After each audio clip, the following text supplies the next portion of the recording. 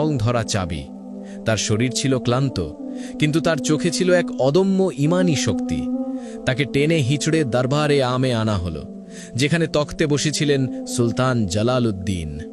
সুলতানের চোখে রাগ নয়, এক অদ্ভুত অস্থিরতা ছিল, যেন তিনি কোনো এক গভীর রহস্যের কিনারা খুঁজছিলেন।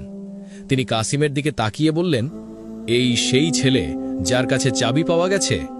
হাসিম শেঠ এগিয়ে এসে বলল, জাহাপনা, এ আমার বাড়ি থেকে হীরা চুরি করেছে। এই চাবি নিশ্চয়ই কোনো শাহী তিজোরির, যেখানে সে সব সম্পদ লুকিয়ে রেখেছে। একে কঠোর শাস্তি দেওয়া হোক। তার কণ্ঠে ছিল মিথ্যা অভিযোগের বিষ, যা কাসিমের নির্দোষতাকে ঢেকে দিতে চাইছিল।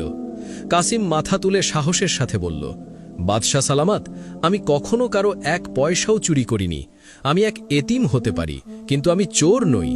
এই চাবি আমাকে এক দরবেশ আমার একদিনের রুটির বদলে দিয়েছেন।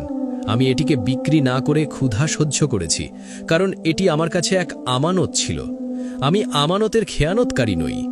তার কথাগুলো ছিল সত্যের মতো স্পষ্ট, যা দরবারের নীরবতাকে ভেঙে দিল।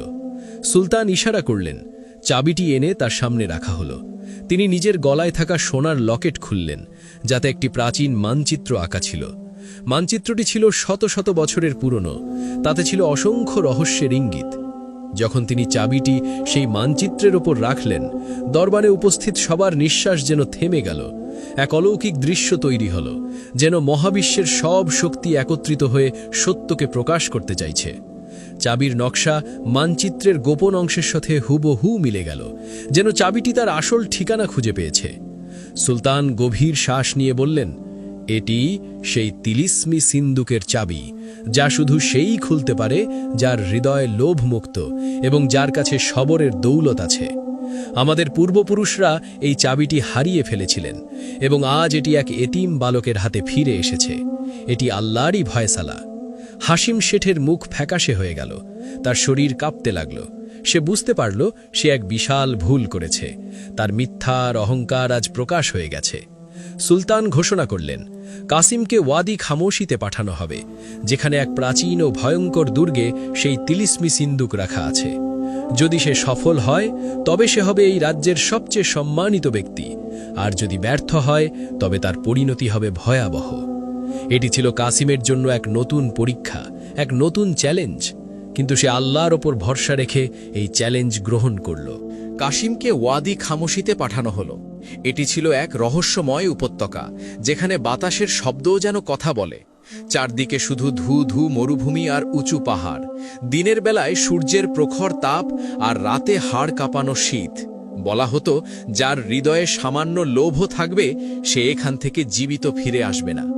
এই উপত্যকা ছিল মানুষের ঈমানের চূড়ান্ত পরীক্ষা। পথে কাসিমের তীব্র পিপাসা লাগল।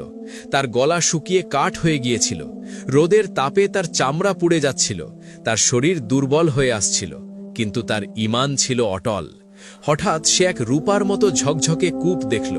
কূপের ভেতর থেকে এক মায়াবী এবং রহস্যময় কণ্ঠ ভেসে এলো। এক চুমুক পান করলে তুমি পৃথিবীর সব ভাষা জানতে পারবে।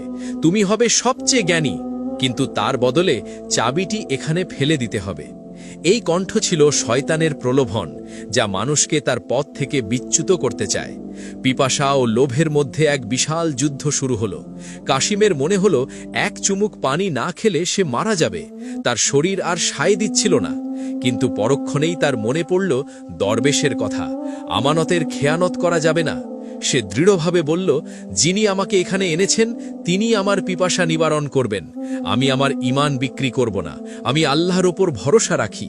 সাথে সাথে সেই মায়াবী কূপ অদৃশ্য হয়ে গেল, আর সেখানে এক নির্মল ঝর্ণা ফেটে বেরোল।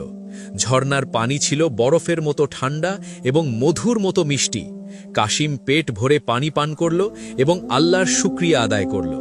এটি ছিল তার তাকওয়ার এক বড় পরীক্ষা, যেখানে সে সফল হল।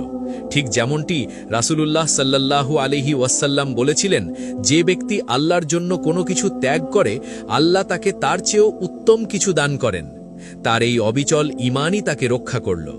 আরও এগিয়ে সে এক বৃদ্ধা নারীকে পাথরের নিচে চাপা পড়ে থাকতে দেখল। নারীটি যন্ত্রণায় কাতরাচ্ছিল। তার আর্তনাদ শুনে কাসিমের হৃদয় কেঁপে উঠল। সে বলল, ওহে যুবক, আমাকে বাঁচাও, আমি তোমাকে অঢেল সোনা দেব।